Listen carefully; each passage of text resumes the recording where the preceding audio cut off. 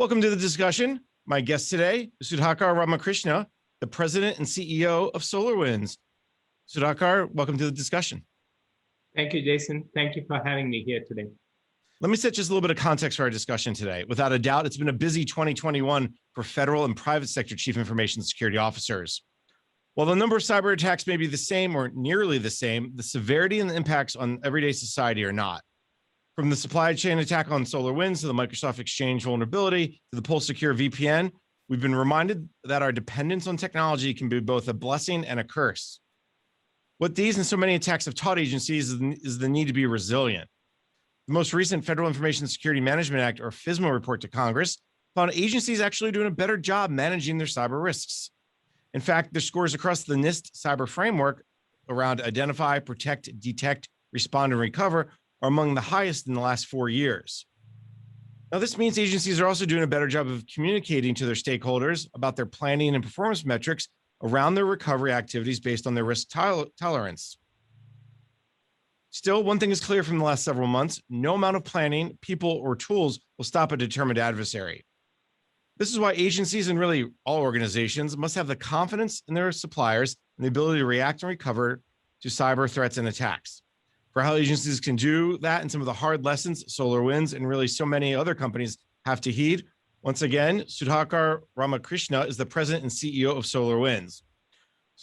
Sudhakar, let me start at the beginning. We know we've heard a lot about the SolarWinds attack. We know a lot about it over the last few months, but in many ways, this is not your normal attack that we've seen over the years. Why is this attack different? What makes this one, unfortunately, so special?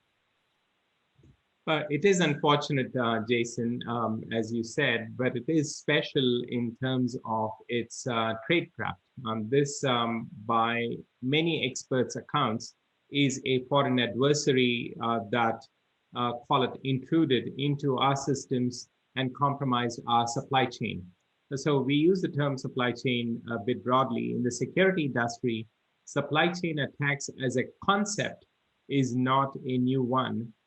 However, most of the times when we talk about attacks, we are talking about, call it, data breaches, malware being injected in a specific customer's environment, and other types of phishing attacks and so on that are targeted towards one enterprise.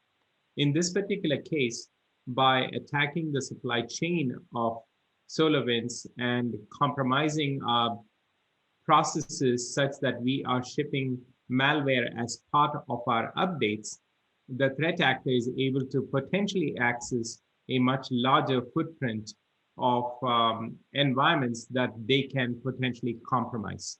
So in that regard, it is different than, let's say, the run-of-the-mill virus or malware that we may have heard about in the past.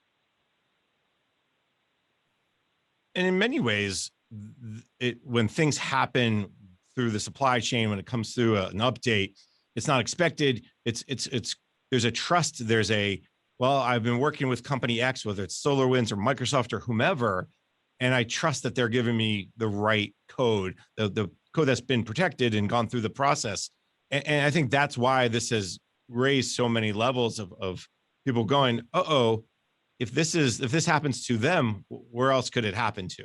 You're absolutely right, which is the age-old way of providing integrity for a piece of software that we deliver to a customer is to digitally sign it.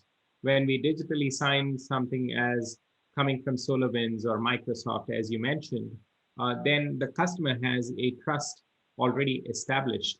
And to that end, they go ahead and deploy it in their environments. That particular process was followed even in the time that we deployed our patches, built and deployed our patches. It just so happens that the threat actor was able to use very novel tradecraft, which was not seen before. That is the reason why I think the software industry at large has to take heed to what happened here. And we'll go into a little bit more detail through the conversation, is that they were able to inject a piece of malware into our build processes such that we were unable to detect what they did, and we continue to certify them with our certificates and then ship them. So all normal practices of building, testing, and developing and delivering software were followed, including the code signing. But unfortunately, there was call it a man in the middle of the build processes and was able to inject malware into our build systems. I know that back when this happened, when people just learned about it in 2020, I think December timeframe, and I've seen some of the other speeches you've given and some of the other stories that are written, and they said this actually happened potentially in 2019 or even before. Is that maybe the newest piece of information that you all learned, that this had been going on much longer than anyone thought? Yeah, so the threat actor had been doing recon activities and learning about systems from as far back as January of 2019 is the latest information that we have. It is not to say that they were active in the entire time period, because again, when you're active all the time, the chances of threat defense systems identifying you are greater. So there was a tremendous amount of patience, persistence, and stealthiness in the context of this particular threat actor that made it incredibly difficult for any traditional systems to identify. When I say traditional systems, like most software companies out there, SolarWinds also had the typical firewalls, the typical AV systems, the typical EDRs deployed in the environment that will catch most of the anomalies that exist out there. But when you have a very surgical, very patient and persistent threat actor who already knows many of these systems of defense, they were crafting ways to work around the systems. And unfortunately, Jason, another factor is that it is not uncommon for threat actors to be in environments for extended periods of time. So for instance, GitHub research would indicate that malware on average could reside in open source systems for more than 4 years. But once it's detected, it may be corrected within a matter of 30 days. So a lot of times these things go undetected. So now what we need to be more vigilant as a software community is that how do we find other techniques to stay 2 steps ahead of the adversaries? And this is where collaboration and transparency come into the picture and are super critical to keep all of us safe and secure. I've enjoyed the discussion over the last couple of months on Capitol Hill with the Cybersecurity Infrastructure Security Agency executives being asked, why didn't we know this was happening? Why didn't you catch this? Why didn't CISA know? And I think that comes back to maybe a misunderstanding of just how crafty, just how, if you will, as you said, persistent and novel these techniques were. Now that, if you will, the federal and private sector technology know about these attack vectors, are they still stoppable, or is this kind of this, not just SolarWinds, but anyone could be open to this type of attack again? What have we learned, I guess, is the big question. Absolutely. And Jason, my philosophy on this, having come from the security industry and worked in the security industry and software at large, is that unfortunately, as you said, breaches, viruses, malware have become more and more prevalent. Now, one can take the approach of, look, no matter what you do, a persistent threat actor can break through your defenses, so there's not much you can do. I say that is probably the wrong attitude to take. In every experience, whether it's a bug or a security breach, there is something to be learned that will fortify what we can do going forward to make it that much more difficult for a threat actor to perform their duties, so to speak. And so we are approaching this in exactly the same way. I also have another attitude, which is one dissatisfied customer or one impacted customer is one too many. So keep the customer in focus, keep the constant learning out of these experiences in focus, and continue to improve your processes, your tools, your training, your behaviors to help to build a more safer set of environments. Now, that is where we come in, because whereas in January and February, most of my customer conversations and industry conversations were about what happened and why did it happen.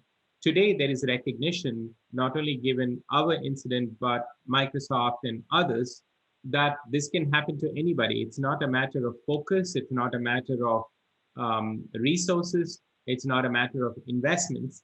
It can happen to anyone. So together, what can we learn from this and help improve the environment is really my focus. Even as we support our customers, even as we improve our internal processes, my job also is to go out and spread the word, so to speak. And in many ways, that comes back to the reason why you've been very transparent. SolarWinds has been very transparent about what happened, why it happened, because again, it wasn't like you were special. You weren't doing anything. SolarWinds wasn't doing anything that hundreds of other software companies don't already do. And it really, by being that transparent, it's opening the door to discussions like software bill of materials and other ways to really ensure that what agencies and other companies are pulling into their networks is as secure as possible. Absolutely. And my hope is that by us being transparent, notwithstanding the risks of being transparent, we can encourage others to do the same. We would obviously like to learn from others' experiences so that we don't have to repeat let's call it the same issues in our environments or go through the same challenges that others may have. And we want to afford the same benefit to others who may be able to leverage from what we have done. A lot of this comes back around to the discussion around resiliency. At the top, I mentioned how agencies seem to be getting better at both being resilient and recovering from attacks. What's the big, if you will, lesson slash how can private sector businesses work with agencies to promote that resiliency? Because I think there's a lot of focus on identify, protect, detect, but the resiliency piece maybe isn't getting as much attention as it should. Yeah, as you know, Jason, some of these breaches are, it is important to be time critical or time sensitive when it comes to responding to these things. So we believe in a very open communication and transparent public-private partnership. So I have had discussions with the CISA here, the Solarium Commission representatives, the UK Cybersecurity Center, the Australian Cybersecurity Center, and others over the last 4 months. What I have found is that the engagement levels is being refreshingly positive. So we get a lot of discussion back and forth. We share what we know, and we continue to learn from them. At the same time, I noticed that some of the agencies may be restricted in what they can share with the private sector. Let's say as we engage with the FBI, we continue to inform them of what we learn, but sometimes the relationship tends to be asymmetric. So the more we can make those relationships symmetric, I think the faster information flow will be and knowledge sharing will be. So that's step one. Step two is that if there is a broad recognition that these things can happen to anyone, notwithstanding the best intentions, best practices, best tools, then the level of, call it, victim shaming goes down.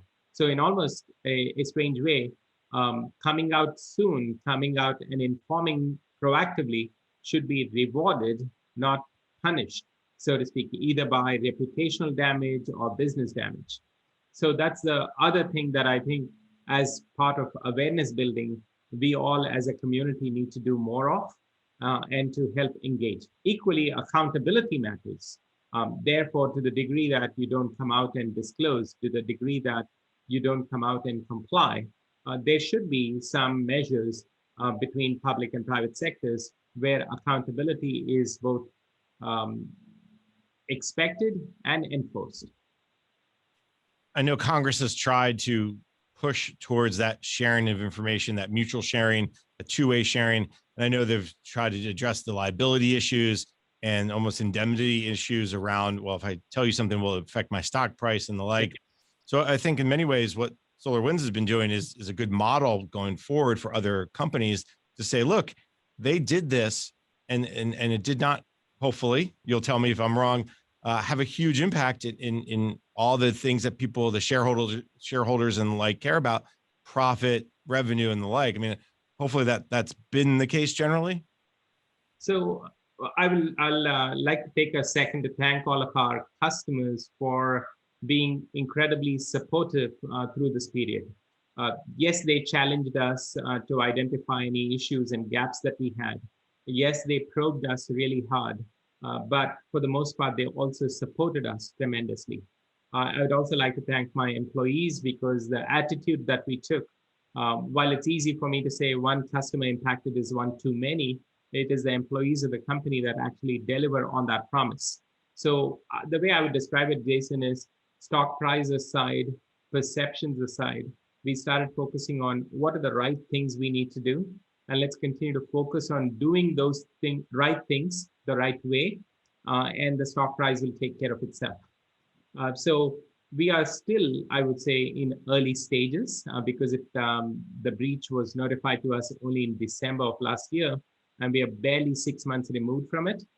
I like to think of it as we are on the right track and the right trajectory with regards to providing support to our customers, giving them confidence that we will be the most secure company going forward. So those are all things that we've done. The foundations have been laid, but I don't want to take any of the trust that the customers place in us for granted, and we will continue to earn it every single day.